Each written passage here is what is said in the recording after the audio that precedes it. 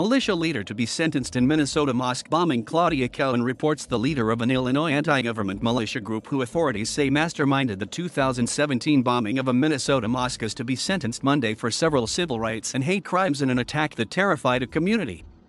Emily Claire Hari, who was previously known as Michael Hari and recently said she is transgender, faces a mandatory minimum of 30 years in prison for the attack on Dar al-Farooq Islamic Center in Bloomington. Defense attorneys are asking for the minimum, but prosecutors are seeking a life sentence, saying Hari hasn't taken responsibility for the attack. This bomb, the defendant's bomb, was an act of terror intended to destroy the heart of a community, prosecutors wrote in papers asking for a life sentence. While no one was physically hurt, prosecutors wrote, the defendant irrevocably destroyed the sense of safety and peace that a house of worship is supposed to provide. Hari was convicted in December on 5 counts, including damaging property because of its religious character and obstructing the free exercise of religious beliefs. She did not testify at trial and it was unknown if she would make a statement at sentencing. Mohammed Omar, executive director at Dar al-Farooq, said he hopes Hari gets a life sentence to show that white supremacy won't be tolerated and people shouldn't be deprived of freedom to worship. Omar said he and other community members plan to make victim impact statements at the hearing. We just lost a sense of security, Omar said, adding that Hari's attack made the mosque a hotspot for harassment or intimidation and made people uncomfortable to worship. It became a struggle for us. Several men were gathered at Dar al-Farooq for early morning prayers on August 5, 2017, when a pipe bomb was thrown through the window of an imam's office. A 7-month investigation led authorities to Clarence, Illinois, a rural community about 120 miles south of Chicago, where Hari and co-defendants Michael McWhorter and Joe Morris lived. This undated file photo provided by the Ford County Sheriff's Office in Paxton, Ill shows Michael Hari, a militia leader convicted of masterminding the bombing of a Minnesota mosque. Hari is now known by her transgender identity, Emily Claire Hari. Authorities say Hari, 50, led a group called the White Rabbits that included McWhorter, Morris, and others, and that Hari came up with the plan to attack the mosque. Prosecutors said at trial that she was motivated by hatred for Muslims, citing excerpts from Hari's manifesto known as the White Rabbit Handbook.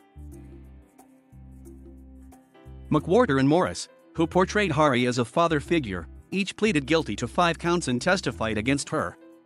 They are awaiting sentencing. It wasn't initially clear how the White Rabbits became aware of Dar al-Farooq, but the mosque was in headlines in the years before the attack. Some young people from Minnesota who traveled to Syria to join the Islamic State group had worshipped there. Mosque leaders were never accused of any wrongdoing. Hari's attorneys wrote in court filings that she was a victim of online misinformation about the mosque. Assistant Federal Defender Shannon Elkins also said gender dysphoria fueled Hari's inner conflicts, saying she wanted to transition but knew she would be ostracized, so she formed a ragtag group of freedom fighters or militiamen and secretly looked up sex change, transgender surgery, and post-op transgender on the internet.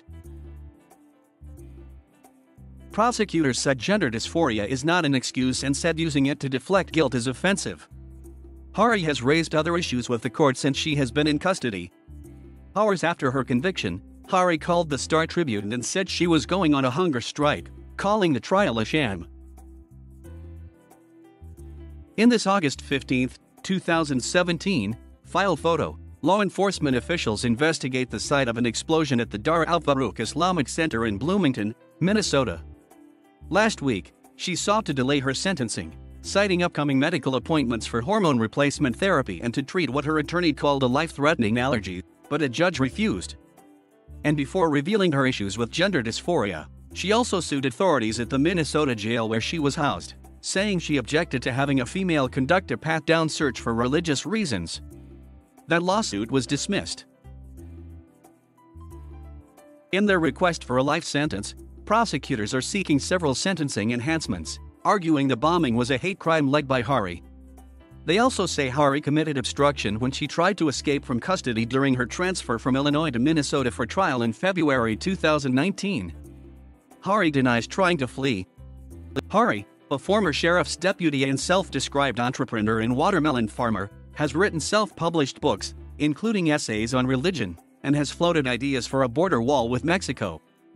She gained attention on the Dr. Phil talk show after she fled to the South American nation of Belize in the early 2000s during a custody dispute. She was convicted of child abduction and sentenced to probation. Hari also sued the federal government, accusing it of cutting in on her food safety business. Before her 2018 arrest in the mosque bombing, she used the screen name Illinois Patriot to post more than a dozen videos to YouTube, most of them anti-government monologues. In one video just days before her arrest, Hari said FBI and local law enforcement were terrorizing Clarence and she asked freedom-loving people everywhere to come and help us. Hari, McWhorter, and Morris were also charged in a failed November 2017 attack on an abortion clinic in Champaign, Illinois.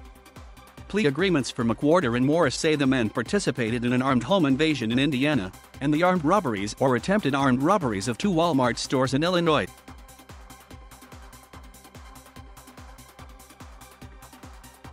Thank you for watching. Please subscribe.